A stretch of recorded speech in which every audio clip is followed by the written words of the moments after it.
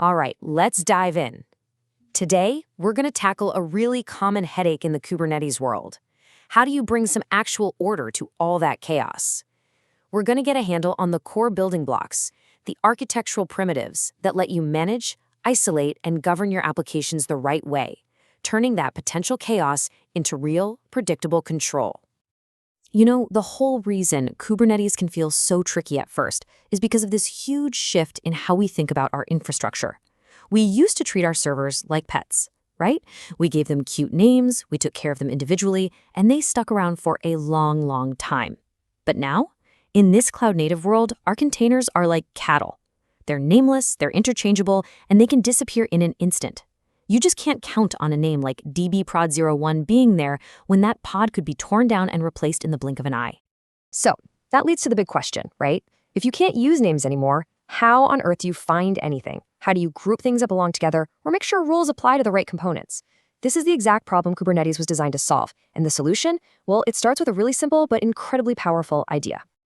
The answer? It all comes down to a flexible system of metadata.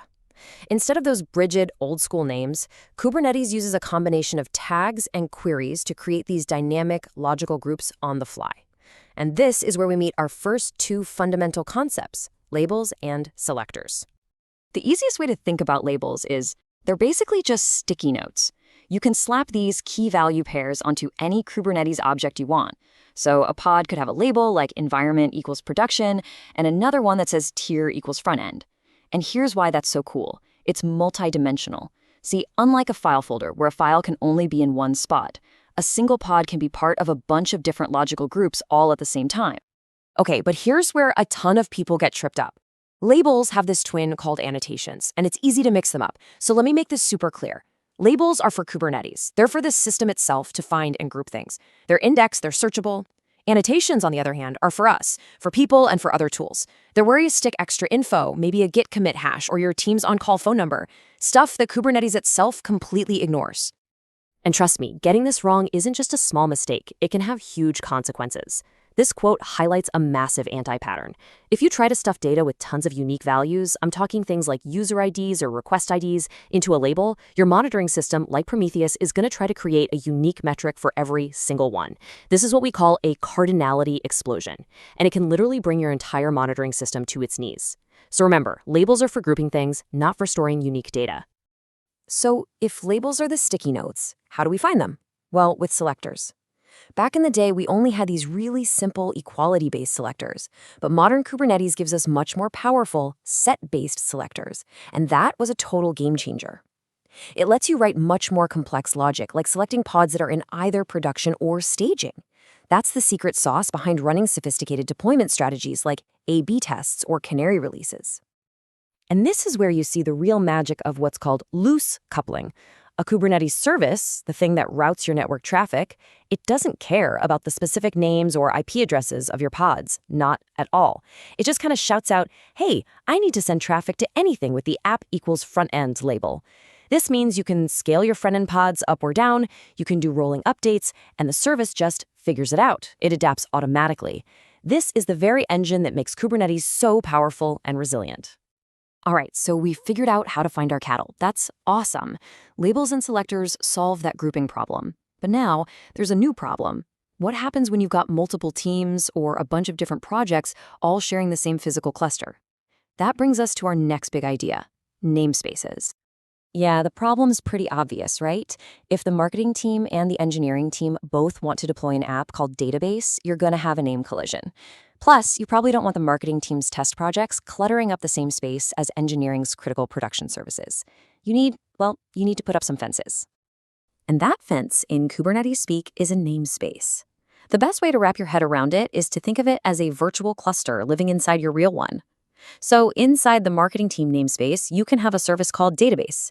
And inside the engineering team namespace, you can also have a service called Database. No problem.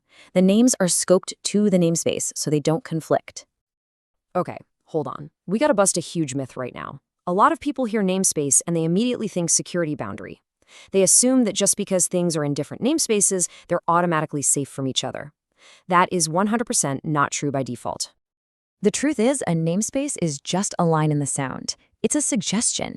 If you want real walls, you need to bring in other tools. You need to apply network policies, which act like a firewall between your namespaces. And you need to use role-based access control, or RBAC, to say exactly who can do what inside each of those namespaces.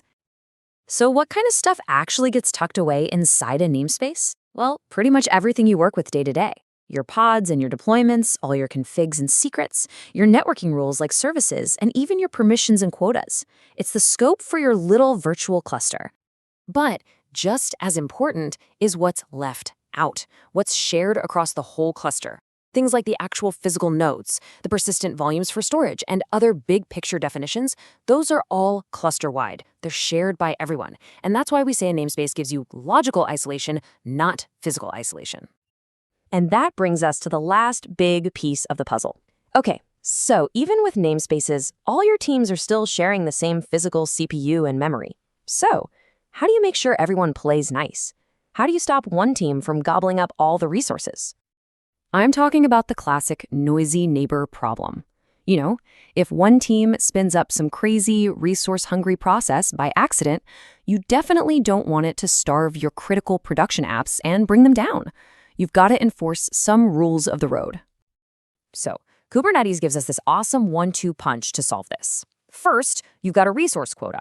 Think of this as the overall budget for a namespace. You can say the marketing team gets a total of 50 CPUs and 100 gigs of memory. That's it.